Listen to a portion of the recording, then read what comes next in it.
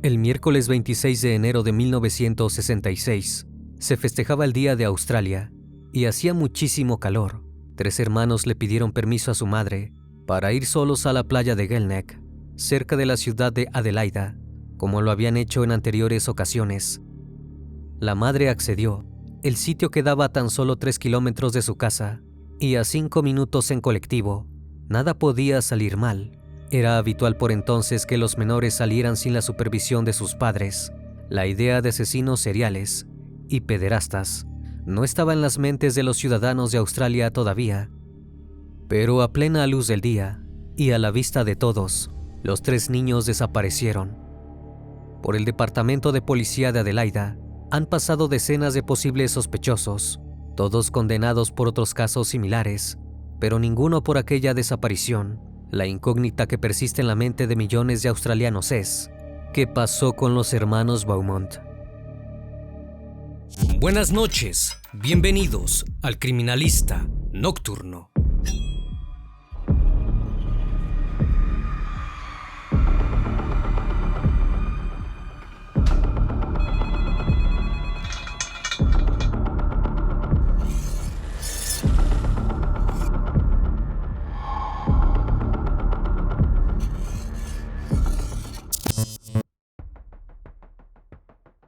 Grant Jim Beaumont y Nancy Ellis contrajeron matrimonio en diciembre de 1955. Fruto de esa unión, nacieron Jean Arthur Beaumont. El 10 de septiembre de 1956, Arna Kathleen Beaumont. El 11 de noviembre de 1958, y Grant Ellis Beaumont. El 12 de julio de 1961. La familia vivía en armonía, en una casa ubicada en la calle Harding, en Somerton Park, un suburbio de la ciudad de Adelaida, en Australia. Jim era exmilitar, se desempeñaba como taxista, mientras que Nancy se quedaba en casa con el pequeño Grant. Las niñas, por su parte, asistían a la escuela primaria Poringa Park. Durante el verano, todos iban a pasar el rato en Gelneck Beach, la playa más popular de la zona. Era el apogeo de la música surf, y cientos de jóvenes llegaban los fines de semana a disfrutar de las olas.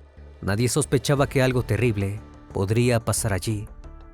El martes 25 de enero de 1966 hubo una inmensa ola de calor. Jane, que en ese entonces tenía 9 años, les pidió permiso a sus padres para ir con Arna, de 7, y con Grant, de 4, a la playa. En ese entonces era común que los niños asistieran a espacios públicos sin la supervisión de un adulto. No parecía que hubiera nada de qué preocuparse. Jim tenía que hacer un viaje de trabajo a Snowtown, así que aprovechó para dejar a sus hijos en Gelneck. Le pidió a Jane, la mayor, que fuera responsable de sus hermanos. La niña cumplió la tarea sin problemas, y ese mismo día regresaron a su casa. El miércoles 26 de enero de 1966 se festejaba el Día de Australia y hacía muchísimo calor. Nuevamente los 3 hermanos le pidieron permiso a su madre para ir solos a la playa de Gelneck. El lugar estaba repleto de gente debido al feriado nacional, y el autobús los dejaría allí en tan solo 5 minutos. Nancy dudó un poco. Le daba miedo dejarlos ir solos con su padre en otra ciudad, pero también pensó en que ya habían salido el día anterior y que Jane era muy responsable. Finalmente accedió, haciéndoles prometer que regresarían al mediodía para almorzar. Jane se puso un traje de baño, enterizo rosa, un short verde, zapatillas de lona, y agarró el libro Mujercitas para leer en la playa. Arna se colocó un traje de baño de una pieza color rojo, debajo de una playera y shorts, mientras que Grant se puso un traje de baño verde y blanco, con rayas verticales, unos shorts y en los pies unas sandalias rojas. Nancy acompañó a sus hijos hasta la parada del ómnibus, y a las 8:45 de la mañana, los 3 niños subieron al transporte público, que los llevaría a la playa ubicada a 3 kilómetros de su hogar. Nada podría salir mal. A las 12 del mediodía, la mujer se dirigió nuevamente hacia la parada de autobuses para esperar a sus hijos, pero no se bajaron en ese ómnibus, ni en el siguiente, de las 2:30 de la tarde. A Nancy le parecía por demás extraño que los 3 chicos hubieran perdido 2 autobuses distintos, y llamó a su marido consternada. Entonces Jim regresó de forma anticipada de su viaje de trabajo, A las 3 de la tarde, ya estaba en casa y de allí fue directo a la playa para buscar a sus hijos. El lugar estaba repleto de gente, pero los niños no estaban por ningún lado. Nancy, por su parte, se quedó en la casa esperándolos. Cuando Jim regresó con la mala noticia, el matrimonio salió a buscar a sus hijos por las calles aledañas y en casas de amigos. Pero no había ni una pista acerca del paradero de los pequeños. Pasadas las 5:30, se dieron cuenta de que la situación los excedía, así que fueron a la comisaría de Gleneck para poner una denuncia por desaparición. La policía no tardó en actuar. Se organizó una búsqueda en la playa y las áreas adyacentes, basándose en la idea de que los Beaumont podían estar perdidos o jugando. Al fin y al cabo, eran niños. Podría tratarse simplemente de una aventura. Pero con el correr de las horas, la búsqueda tuvo que extenderse a los médanos, al mar y a los edificios cercanos. Más tarde siguieron por el aeropuerto, las líneas de trenes y las rutas interestatales. No había ni rastro de los pequeños. Para ese entonces, los agentes temían lo peor, un posible secuestro. Al día siguiente, la noticia de la desaparición de los Beaumont inundó los titulares de todos los diarios del país. Al tercer día, el 29 de enero, el Sunday Mail tituló: "Se teme un crimen íntimo", desatando el miedo entre la población. Se comenzó a decir que un depravado había secuestrado y asesinado a los niños.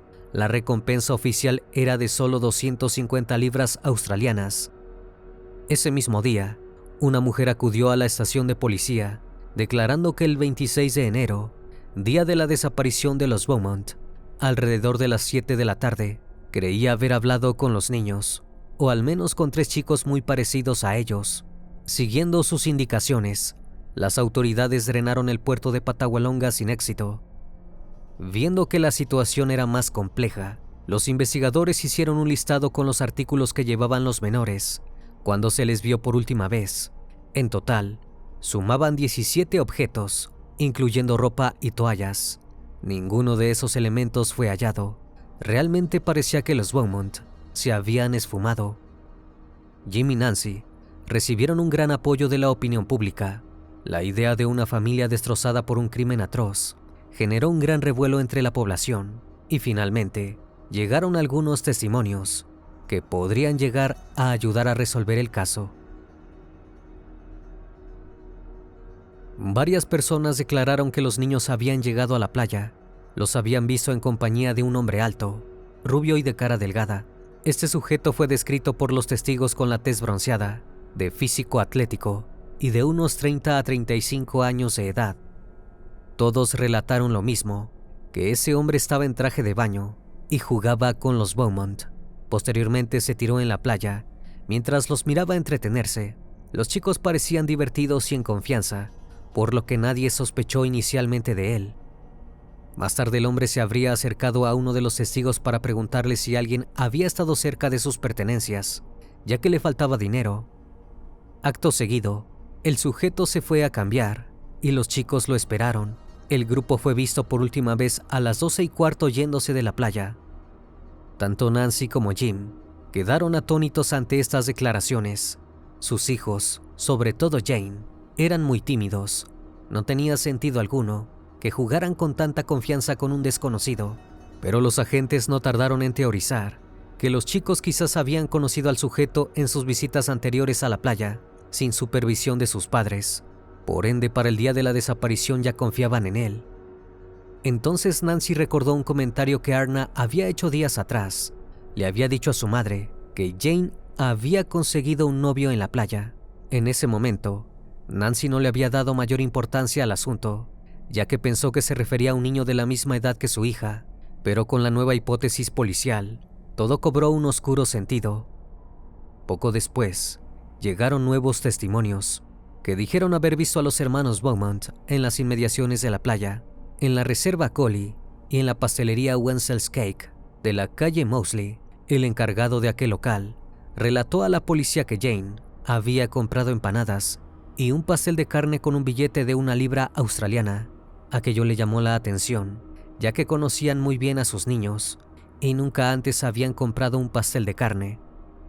A eso se sumó el hecho de que Nancy contó que solo le había dado 6 chelines y 6 peniques a su hija mayor para el boleto de autobús y para que tomaran o comieran algo. No tenía sentido que Jane tuviera tanto dinero encima. Para los detectives resultaba evidente que aquel sujeto desconocido les había dado el dinero. Pero la investigación comenzó a entorpecerse cuando llegaron 2 testigos ocasionales.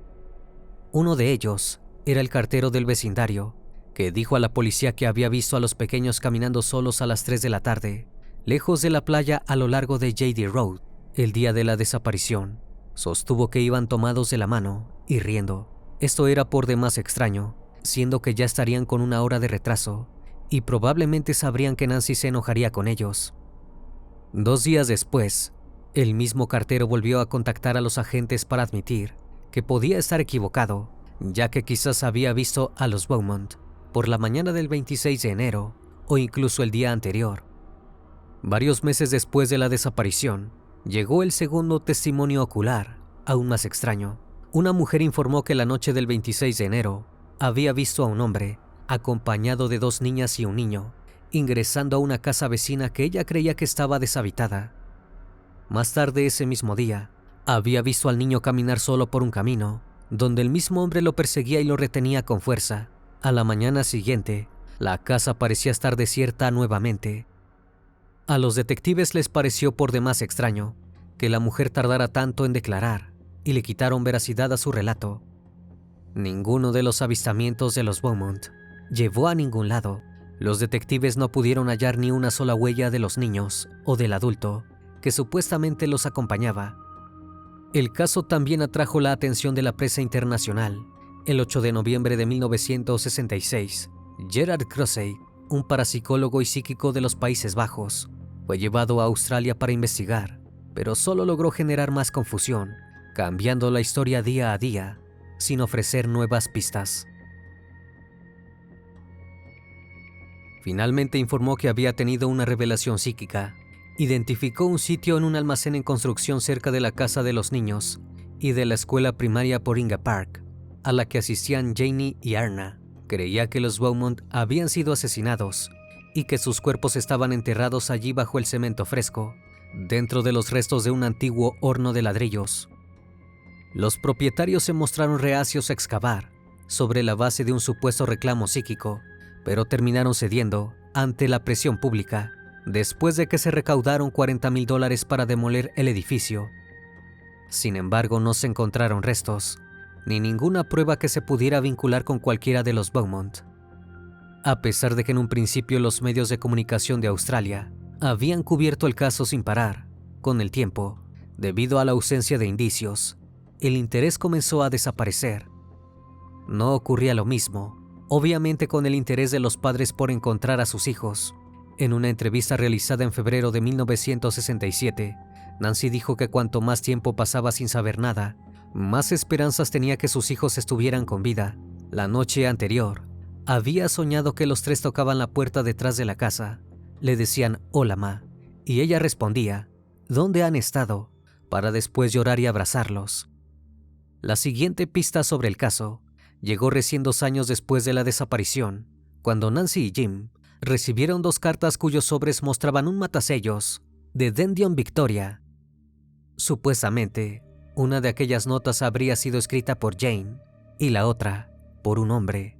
Decían que los 3 hermanos estaban viviendo en buenas condiciones y hablaban respecto al hombre que los cuidaba. La policía comparó la letra de la carta con otras escritas por Jane. Había una gran similitud, por lo que creyeron que podía ser auténtica.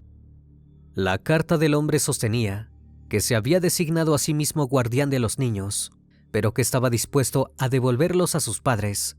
Incluso puso un lugar y día de reunión. Jim y Nancy fueron al sitio pactado, acompañados por un detective, pero nadie se presentó allí, arrebatándoles nuevamente las esperanzas. Poco después llegó una tercera carta firmada por la supuesta Jane. Decía que su guardián realmente había estado dispuesto a devolverlos, pero que cuando se dio cuenta de que había estado un detective en el lugar, decidió que los Beaumont habían traicionado su confianza. Se quedaría con ellos para siempre. Luego de eso, la correspondencia cesó. A pesar del mal trago, El matrimonio continuó viviendo en su casa de Somerton Park. Tenían la esperanza de que sus hijos regresaran y pensaban que sería terrible si los chicos volvían y no encontraban a sus padres esperándolos.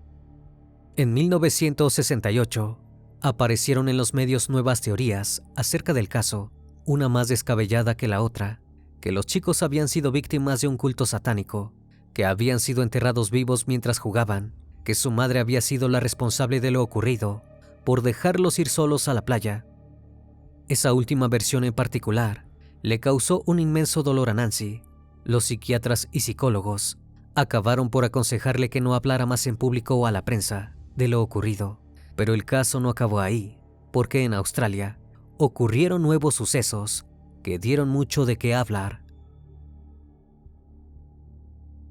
El 12 de enero de 1970, 4 años después de la desaparición de los Beaumont, en la playa Fairy Meadow, ubicada a 70 kilómetros de Sydney, se esfumó otra chica, Cheryl Grimer, de 3 años, que estaba en el área de las duchas con sus hermanos. Este caso tampoco pudo resolverse y muchos testigos declararon haberla visto en compañía de un hombre joven. La idea de que un depravado acechaba las playas de la región crecía cada vez más. Y en agosto de 1973, 2 chicas, Joanne Ratcliffe, de 11 años, y Chris Jane Gordon, de 5, desaparecieron durante un multitudinario partido de fútbol en el estadio Adelaide Oval. Las familias estaban sentadas a un lado de la otra y no se conocían. Les permitieron ir juntas al baño a las 3:45 de la tarde y nunca regresaron. La policía no tardó en notar que había varios sospechosos en común e identikits muy parecidos entre aquel doble secuestro y de los hermanos Beaumont, pero tampoco pudieron llegar a ningún culpable. La sumatoria de estos casos acabó causando un cambio de paradigma en la cultura australiana. Los padres empezaron a cuestionar su estilo de vida familiar, tan relajado y confiado. Comenzaban a temer que sus hijos salieran solos, incluso a lugares concurridos y a plena luz del día. Y rápidamente fueron avalados porque en 1975 ocurrió una captura significativa y James O'Neill fue encerrado con pena de prisión perpetua por el asesinato de un niño de 9 años en Tasmania. Fue entonces cuando salió a la luz que años atrás le había dicho al dueño de una estación de Kimberley y a varios conocidos que él era el responsable de la desaparición de los niños Beaumont. El exdetective de Victoria, Gordon Davey, pasó 3 años hablando con O'Neill para ganarse su confianza. Quería elaborar un documental acerca de él. En un principio, O'Neill le dijo que durante la fecha de desaparición de los Beaumont, él estaba en Melbourne, contradiciendo sus dichos anteriores. Más tarde, Davey volvió a preguntarle si había asesinado a los niños, y el condenado respondió que por consejo legal no diría cuándo estuvo en la playa de Glenelg. Lo curioso es que su trabajo en la industria del ópalo en ese momento requería que visitara con frecuencia Coober Pedy, y las carreteras para viajar de Melbourne a Coober Pedy pasaban por Adelaida, donde estaba ubicada la playa. Luego de muchas charlas, Davey llegó a la conclusión de que si bien no había pruebas fehacientes que vinculasen a O'Neill con la desaparición de los hermanos, estaba seguro de que él era el culpable. También sospechaba que O'Neill estuvo involucrado en la desaparición de Joanne Ratcliffe y Chris Gordon en 1973. Pero la policía del sur de Australia investigó a O'Neill y lo descartó como sospechoso de ambos casos. En 1984, Bevan Spencer von Einem fue sentenciado a cadena perpetua por el asesinato de Richard Kelvin, de 15 años, hijo del presentador de noticias televisivas de Adelaida, Rob Kelvin. Luego del juicio, los fiscales declararon públicamente que creían que von Einem tenía cómplices y que estaba involucrado en muchos otros asesinatos sin resolver. Esto llegó a oídos de la policía australiana, que rápidamente pensaron en la desaparición de los hermanos Beaumont. Lo cierto es que los identikits policiales de 1966 se parecían mucho a von Einem, así que los agentes se pusieron manos a la obra para investigarlo. Eventualmente llegaron a un informante identificado como Sr. B. Este relató una conversación en la que von Einem se habría jactado de haber secuestrado a 3 niños en una playa. los habría llevado a su casa para hacer experimentos, realizando una cirugía brillante con cada uno de ellos, y luego los había conectado. Supuestamente uno de los niños había fallecido durante el procedimiento, por lo que había asesinado a los otros dos, para luego arrojar los 3 cuerpos en unos matorrales al sur de Adelaida. Von Ninum también le dijo al testigo que había secuestrado a 2 chicas en el Adelaide Oval durante un partido de fútbol, haciendo alusión a Joan Radcliffe y a Chris Jane Gordon. Supuestamente las había ultimado, aunque no dio más detalles. Según el detective de la policía de Adelaida, Bob O'Brien, ese informante era confiable y había suficientes detalles para justificar una mayor investigación. Se sabía que Von Ninum frecuentaba los vestuarios de Glenelg Beach y se mostraba como un pedófilo. El convicto, por su parte, se negó a cooperar con la investigación. Eso no ayudó, y además se argumentó que cuando los Beaumont desaparecieron, Von Ninum era bastante más joven que el sospechoso, que había sido visto en la playa con ellos. Este sujeto tenía entre 30 y 35 años, mientras que él apenas había cumplido los 20. Los investigadores notaron también otra razón para descartarlo como sospechoso. El perfil de las víctimas de Von Ninum no coincidía con el de los Beaumont, ni con los de Joan Radcliffe y Christine Jane Gordon. El condenado había asesinado a un joven de 15 años y era sospechoso de ultimar a otras víctimas también mayores. Tales diferencias entre las víctimas hacían poco creíble que estuviera involucrado. Por último, la referencia a la experimentación quirúrgica que supuestamente había hecho el Sr. B también se correspondía con los informes del forense sobre otros jóvenes asesinados. Era muy probable que Von Ninum no estuviera hablando de los hermanos Beaumont. Los agentes estaban nuevamente donde empezaron. Mientras tanto, Nancy y Jim estaban cada vez más convencidos de que jamás volverían a ver a sus hijos. En la década de 1980 se separaron y durante la siguiente firmaron el divorcio. Sin embargo, siguieron informando sus direcciones sucesivas a la policía. En 1990, periódicos locales publicaron sin su consentimiento fotografías generadas por ordenador de cómo serían sus hijos de adultos, causándoles un inmenso dolor. En 1992, exámenes de expertos peritos caligráficos demostraron que las cartas que Nancy y Jim habían recibido, donde Jim les hablaba acerca de su guardián, no eran más que un mero engaño. La tecnología de huellas digitales había mejorado y el autor fue identificado como un hombre de 41 años, que en el momento de la desaparición de los Beaumont era adolescente.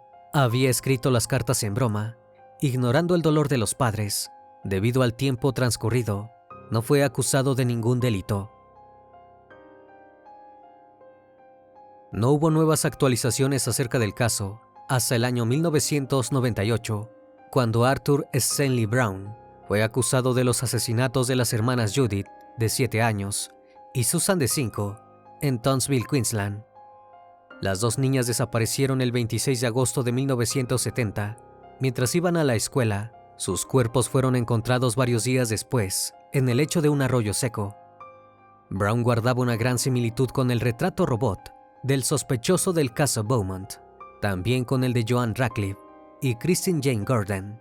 Además, el perfil de sus víctimas encajaba con el de los niños desaparecidos. No obstante, tenía 53 años al momento de los crímenes, muchos más que los que indicaron que tendría el sospechoso, quienes ayudaron a armar el identikit. Brown no llegó a ser condenado ni siquiera por los asesinatos de los que estaba acusado. En el primer juicio no pudo llegarse a un veredicto y el segundo no pudo llevarse a cabo porque el acusado padecía demencia y Alzheimer. Brown falleció en 2002 sin ser interrogado respecto a la desaparición de los Beaumont debido a su condición de salud mental, pero posibles sospechosos no faltaban, al menos para los medios, que aún querían una primicia sobre el caso.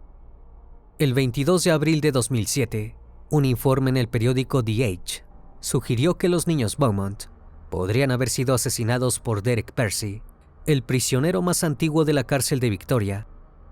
Había sido enviado a prisión en 1969 por el asesinato de Ivan Tweed. Durante el juicio, sus abogados alegaron que sufría demencia. Percy declaró que sufría una condición psicológica que podría hacer que no recordara detalles de sus acciones. El informe de 2007 indicaba que probablemente Percy había asesinado a los niños Beaumont, ya que estaba en la zona en ese momento, pero que no recordaba haberlo hecho. Sin embargo, los investigadores notaron que en 1966, año de la desaparición, él tenía tan solo 17 años. Al igual que los otros sospechosos, no coincidía con la edad indicada en el identikit. También desconocían si Percy tenía un automóvil en ese momento. Los detectives sospechaban que el secuestrador de los niños Beaumont tuvo acceso a uno para facilitar una escapada rápida y deshacerse de los cuerpos más tarde. Por último, para ese entonces, los investigadores creían que el secuestrador de los Beaumont era el mismo que había raptado a Joan Radcliffe y Christine J. Gordon. Percy había estado en prisión desde 1969, lo que significaba que no podría haber cometido el segundo rapto. A pesar de que no parecía encajar con el perfil, la policía debía acabar con las dudas. El 30 de agosto de 2007, solicitó con éxito el permiso para interrogar a Percy en relación con el caso Beaumont. No obstante, debido a su patología mental, no pudieron sacarle nada. En 2013, se publicó un libro titulado El hombre del satén, que arrojaba nuevas teorías sobre el misterio de la desaparición de los Beaumont. Señalaba a Harry Phipps, propietario de una fábrica local y miembro de la élite social de Adelaida, como posible sospechoso. Phipps tenía una semejanza sustancial con el retrato robot policial del hombre visto hablando con los niños en la playa, y vivía a solo 300 metros de Glenelg. Era rico y se sabía que tenía la costumbre de dar billetes de 1 libra australiana, además de que se sospechaba que tenía gustos enfermizos. En 2007, su hijo Aidan, que tenía 15 años en el momento de la desaparición de los Beaumont, se presentó ante los investigadores del caso. Afirmó que había visto a los hermanos en el patio de su padre aquel 26 de enero de 1966. También brindaron testimonio otras 2 personas, jóvenes al momento de los hechos. Dijeron que Phipps les había pagado para cavar un pozo de 2 metros en el patio de su fábrica el fin de semana de la desaparición, y aseguraron que no les había explicado para qué lo quería. Se desconoce por qué en aquel entonces no se realizó una investigación al respecto. Pero en noviembre de 2013, luego de la publicación del libro, los policías acudieron con un radar de penetración a la mansión de Phipps. El mismo encontró una pequeña anomalía en el lugar, que parecía indicar que allí había tenido lugar un movimiento de tierra. También revelaba la presencia de objetos desconocidos, pero cuando levantaron esa sección del piso, no encontraron nada. Lo que sí apareció fueron nuevos posibles sospechosos. En 2015, Alan Maxwell McIntyre afirmó en una entrevista saber mucho acerca de la desaparición de los Beaumont. Relató que en 1966 había conocido a un sujeto buscado en el sudeste asiático. Estaba seguro de que éste había ido a la casa con los cuerpos de los Beaumont en el maletero del auto. Se trataba del empresario Alan Anthony Munro, un ex jefe de exploradores que se había declarado culpable de 10 delitos íntimos contra niños cometidos desde 1962. Estaba cumpliendo su pena en prisión hasta diciembre de 2023, cuando podría solicitar la libertad condicional. La afirmación de McIntyre quedó en la nada hasta que en junio de 2017, los detectives de Adelaida recibieron una copia del diario de su hijo, Andrew, escrito en 1966. Andrew, que había sido víctima de los abusos de Munro a los 8 años, relató que el día de la desaparición de los Beaumont, su padre y Munro llegaron a su casa muy nerviosos diciendo maldiciones, mientras se agarraban la cabeza, y que en el auto había sangre. Esos escritos fueron corroborados por su hermana Ruth en 2007, quien aseguró haber visto sangre en la camisa de su padre y 3 cuerpos en el maletero del auto, cuando este llegó con Munro a su casa esa misma tarde. Ambos hermanos estaban convencidos de que su padre y Munro fueron los responsables y que los cuerpos podrían haber sido descartados en un profundo sumidero en una de sus propiedades. Pero la policía no encontró pruebas de que ni Munro ni McIntyre hubieran estado involucrados en la desaparición de los Beaumont. En febrero de 2018, después de una investigación privada patrocinada por Channel 7 de Adelaida, los agentes volvieron a la mansión de Phipps con una excavadora Luego de 9 horas, encontraron huesos de animales y basura en general. Los Beaumont tampoco estaban allí. En enero de ese mismo año, el primer ministro de Australia del Sur, Jay Weatherill, dijo que la policía de Australia del Sur nunca había renunciado al caso y que tenían una política de que ninguna investigación de asesinato terminase en un archivo cerrado. Aunque Nancy y Jim aceptaron públicamente que el caso no se resolvería y vendieron su casa, ya no esperaban que sus hijos fueran a su encuentro. Nancy falleció el 16 de septiembre de 2019, a los 92 años, en un geriátrico, después de haber sufrido demencia, y jamás volvió a abrazar a sus pequeños. Al día de hoy, la desaparición de los Beaumont continúa abierta. Decenas de escritores y documentalistas han intentado resolver el misterio, sumando posibles sospechosos a la lista, sin tener éxito.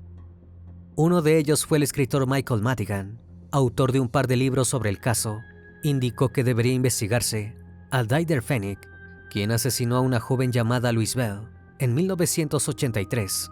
Sin embargo, también reconoció a los medios que dudaba que el caso de los Beaumont pudiera ser resuelto. Solo la posibilidad de una confesión en algún lecho de fallecimiento podría arrojar algo de luz. El gobierno estatal continúa manteniendo una recompensa de $1 millón por información relacionada con la desaparición de los hermanos Beaumont, y también para otros casos parecidos, como el de Joan Radcliffe y Chris J. Gordon. Lo único certero acerca de estos casos es que cambiaron el estilo de vida familiar australiano, marcando el fin de la inocencia de la posguerra. Hoy en día, los padres piensan 2 veces antes de dejar salir a sus hijos sin su supervisión. Los medios australianos no han dejado de hablar acerca del caso. Regularmente se informa del seguimiento de nuevas pistas y continúa siendo un titular más de medio siglo después. Lo cierto es que Jane, Arne y Grant no están sin vida, pero tampoco vivos. Están desaparecidos. Gracias por acompañarme en esta transmisión. Les recuerdo que pueden seguirme en redes sociales. Puedes encontrarme como Criminalista Nocturno en Facebook, Twitter, Instagram, TikTok y en cualquier plataforma de streaming de audio de tu preferencia. Y si aún no estás suscrito, te hago la cordial invitación a que lo hagas y formes parte de esta gran comunidad. Esto es El Criminalista Nocturno. Hasta la próxima emisión. Buenas noches.